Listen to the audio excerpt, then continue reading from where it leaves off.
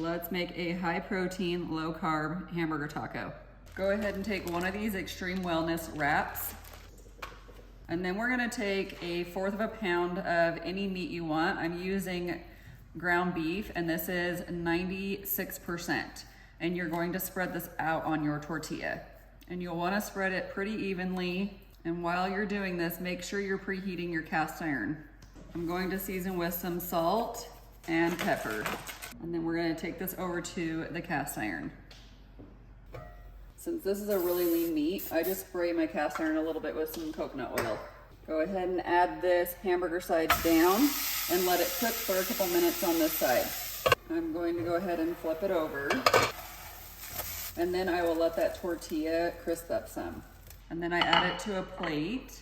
And you can top it with anything you want. I like to put a little bit of mayo, and then we'll add some cheese. And you can also add this when you have it on the cast iron if you want to get it melted. Some lettuce, jalapeños, and then some tomatoes. And there you go. I'll go ahead and put the full recipe and the macros in the description below, and then follow me for more recipes.